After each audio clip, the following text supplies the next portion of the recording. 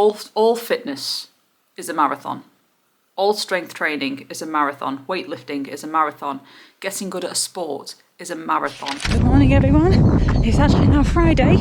I missed a day yesterday, but I was absolutely exhausted. I didn't sleep well.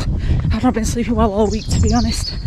But yesterday I decided to have a rest because my knees were hurting from my walks and my ankles were hurting. So I decided it wasn't the best time to go on a run. So instead we're out today, in beautiful, picturesque scenery. The idea for today is to do yesterday's 6k. So let's see how far we get. So the goal for today is 6k at a pace of 8 minutes 50 per kilometre, which is actually a really slow pace. I'm technically going about 8:30 at the moment, so I'm actually going slightly faster than I should be. But it's still a conversational pace, so I'll take it. I'm not even at the first K yet, I've got a long way to go. I had to stop and backtrack a second because I couldn't believe my eyes. What the fuck? Who would ride a motorbike into the middle of nowhere just to set it on fire? Oh freaking way, it looks like it would have been a good motorbike as well. It looks like easily a Tourer, maybe even a what's the word for the thing I used to have? Not Harley Davidson, but that type of laid back sort of chilled bike. But even then, that's a waste of a good bike.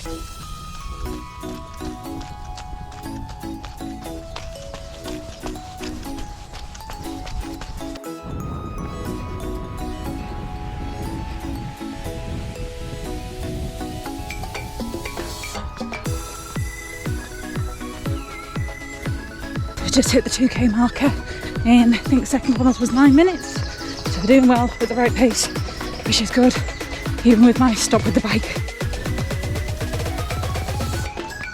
I don't know why I feel like I need to give a bit of education on this.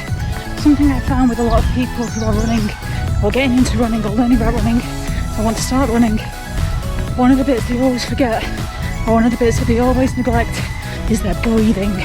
You have no idea how important your breathing is when running. If you're doing an endurance run, a long run, you want to be going at a pace where you can still breathe comfortably and talk. If you're doing any other form of running, you want to have a 2 to 3 second breath in, straight into the belly, 2 to 3 second breath out.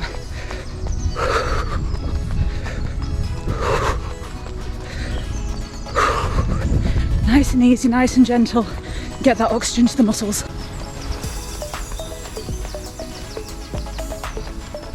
PK down in almost half an hour. 3k still to go.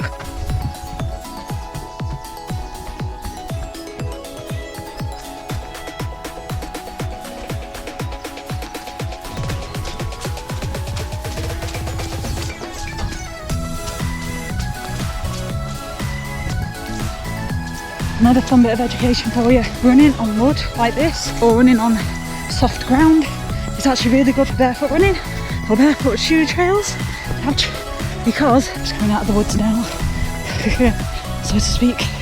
But yes, it's actually really, really good for you. Because it works your ankles, it works your tendons, and it's a lot softer impact, which means it's better for your knees, better for your joints in general. But it does take out a bit more energy. But that's also a good thing because it means when you actually go back to flat ground, you can power through it a bit faster.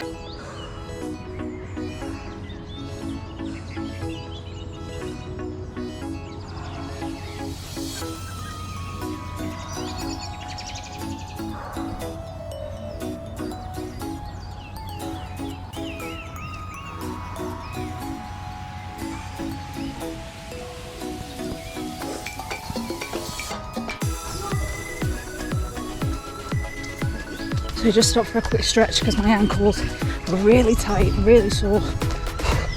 But you'd be surprised what just a quick 10-20 second stretch can do in the middle of a run. Yes, it'll affect your overall time, yes, it'll affect your overall pace, but it won't affect the overall distance. Hi, squirrel. Little squirrel just having difficulty running up a tree there. That was quite funny. If you're going for time, then it's a bit harder to stop. Make sure you do a good warm-up. But if you're going for distance, like I am, It's okay to stop and have a quick stretch if you need one. Safe to say I found my endurance pace is, I'm not out of breath. Weirdly, I don't believe I'm saying this, I'm enjoying this run. I'm not out of breath, I'm not tired. Yes, my ankles are still a bit sore because of yesterday, and obviously I didn't warm up properly, which is my fault. I'm actually okay. My breathing is nice and relaxed. My body's nice and relaxed, my legs. I've got a good steady pace going and I can talk really easily. Definitely found my endurance pace right now. I feel like I could do this forever. Probably can't. One step at a time. Let's not rush things. But this is, I've reached a point where I enjoy running. What the hell? So 5 kilometres in, but I'm still a kilometre to go. I'm only about 500 metres away from home. So I'm just going to do one quick mini loop before heading back.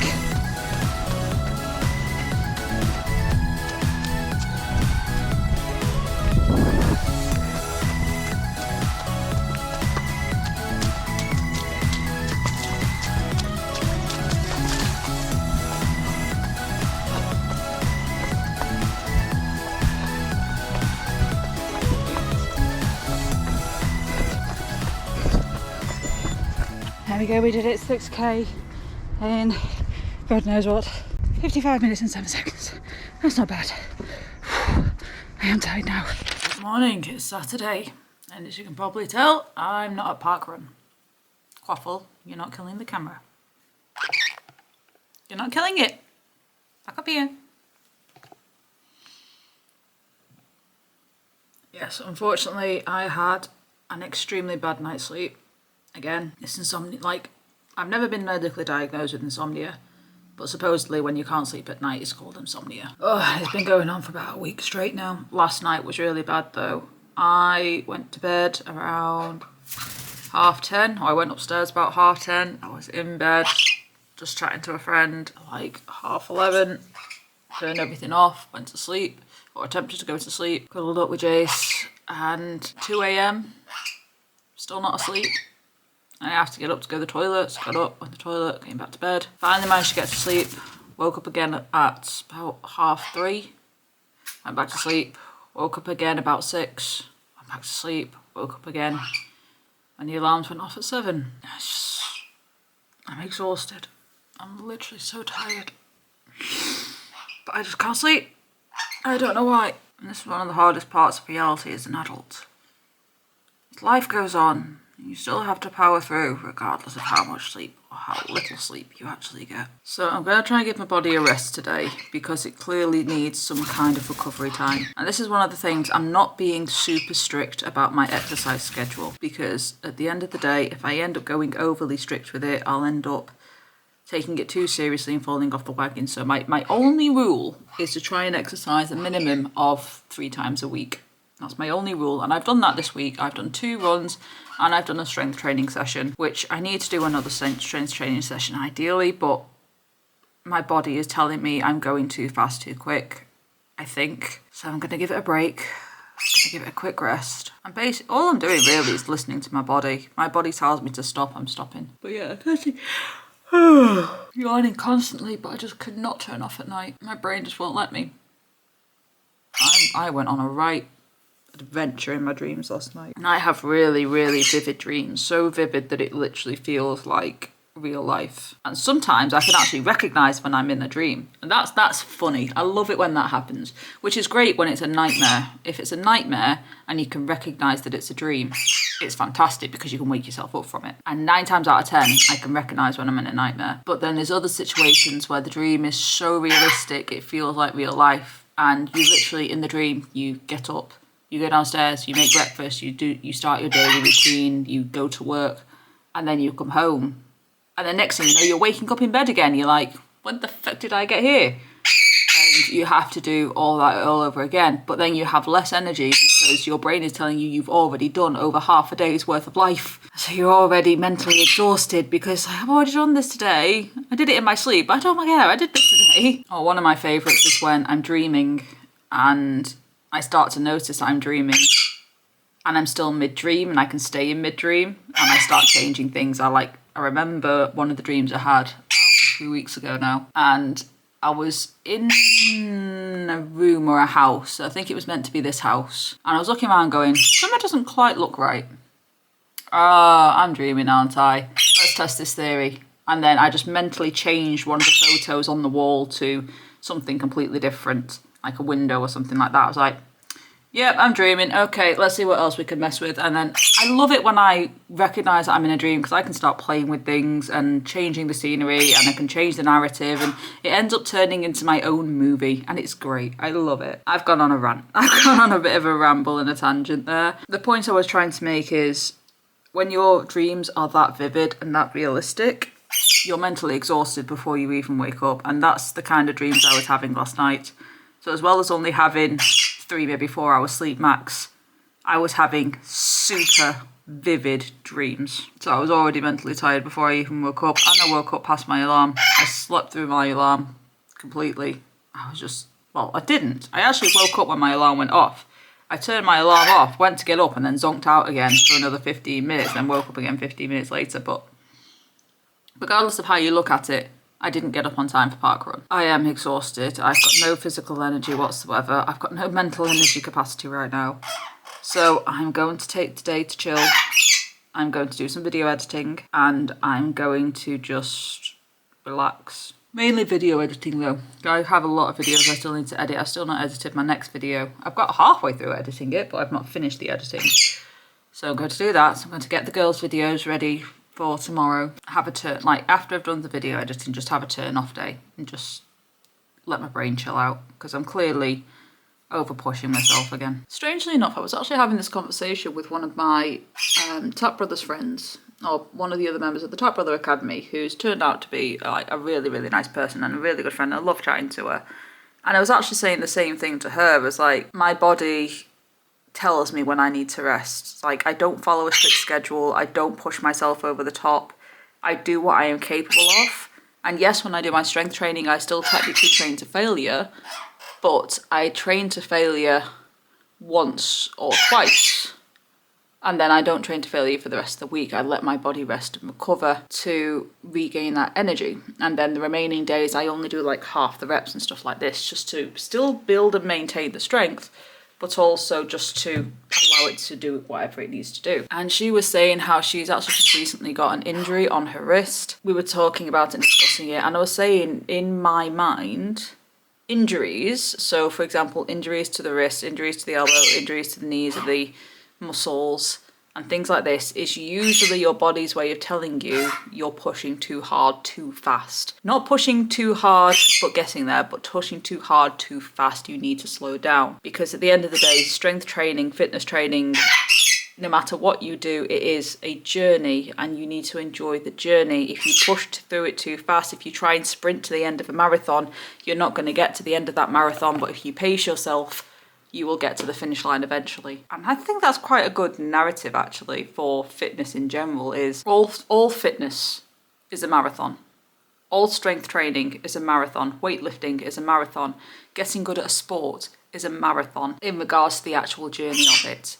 If you try and sprint a marathon, unless you are already very fit, you're not going to do well. The chances are you'll burn out before you've even reached the first 5k. If you pace yourself, slow down, allow yourself to breathe, allow yourself to take your time, allow yourself to develop and get used to it and get stronger, allow your muscles to get used to it and get stronger, you will still reach the finish line of that marathon. And the chances are you'll reach the finish line of that marathon far sooner than a sprinter ever would, because a sprinter's got to stop and take breaks for weeks on end because they keep pulling their Achilles heel or knackering part of their body, whereas you can just keep on going past them. And yes, the sprinter might overtake you once or twice, maybe even 3 times, but eventually they will stop overtaking you because they have to take more and more breaks, whereas you can just keep plodding on one step at a time. It might take a year, might take 2 years, might take 3 years, it might even take 5 years, but the goal is to not stop running. You can run slow, run at a pace that's comfortable, run at a pace that's gentle and easy, but you are still making progress. You can take that analogy into every type of fitness and sport, and that's the analogy I'm currently keeping with me. In fact, One of the things with SMM, it's a Simplistic Mobility Method by Tom Morrison that I do. Tom actually sends you emails from time to time with stories and motivational messages, which is really nice. And I loved the email I got this morning. And it also made me think about this theory. You should train the way you want to train. Some people need the thrill of competition and chasing the win to thrive. To be a competitive athlete is something that takes a lot of work and commitment, not motivation. Motivation comes and goes. As I have gotten into my 30s and had a couple of kiddies, my training motivation has changed completely. My desire to be the best at things and put extra pressure on myself for constant improvement is not there as it once was. The shift made me genuinely sad at one point. I was getting frustrated with myself and even beginning to begrudge doing any workout because I just was not pushing myself in the same way. I was too attached to the way I was a few years ago to think I was reluctant to change because everything I had done got me to where I am now. So if I stopped, I would be letting myself down. It brought me back to how deeply passionate I used to be about being in a band and playing guitar, the hours of daily practice, being so pissed off when someone couldn't make it to practice, frantically searching for places to do gigs in. Music was my life. Now my electric guitar hasn't been out of its case in over 3 years. I don't miss it, but I have fond memories of it. My pursuit for the heaviest deadlift back squat is not there anymore either. I still do squats and deadlift heavy, but more at a recreational pace that is based on how I feel. The thought of doing another 12-week linear 5x5 program makes me want to headbutt the barbell. I did need to put in that work to learn how to be the way I am now, so I don't begrudge it. And others need that same path also. I can't teach someone how to recognise how they feel until they run into a program issue. Your body rarely cares what percentage you should be doing on any given day. I find that last little bit there is very important. Your body rarely cares what percentage of effort you should be putting in on any given day. Competitive athletes who must follow some structured programs to taper their peaks need to understand their body, how it cycles, and to know deep in their hearts that they are committed to their sport. They must take the unmotivated days and crappy sessions as they come and have the drive to just get on with it and push through because they are chasing a bigger goal. But normal people, aka me and you, normal people should not be thinking like that. They should not be making themselves miserable in order to achieve a few extra kilos or reps or faster time. I don't mean that they shouldn't try or push themselves hard at all, but there is nothing wrong with just enjoying a bit of movement. Every now and again, just doing some bad handstands and skipping around with no massive big goals looming over your head is perfectly fine. Your fitness and training style should be your choice, and you can combine whatever different disciplines you want.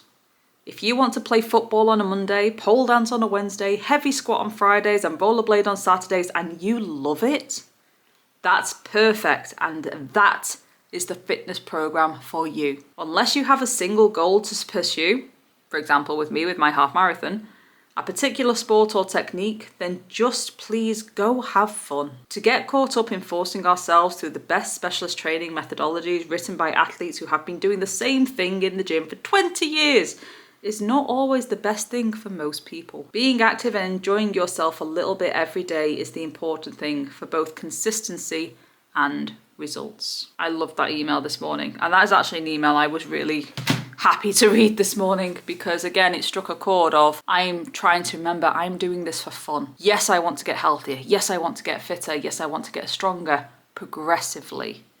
More than anything, I want to be able to have fun. The reason I'm doing all of this is to allow me to move my body better, to allow me to go have fun, to allow me to do paddleboarding more, to allow me to go free diving again, to allow me to do mermaiding again. I'm doing it to be happier with being able to move my body in a way it should be moved. Which is why I'm not panicking and I'm not stressing when I miss a day or like today, wake up late and can't make it to parkrun. I'm not stressing about it. I am trying to just take a moment to say, right, my body is clearly telling me I need a break. So I'm going to have a day's break and get back at it the next day. So tomorrow we are going to try and attempt that 7K and possibly some strength training. I do need to try and fit the strength training in tomorrow, but I'll see how I feel after the 7K.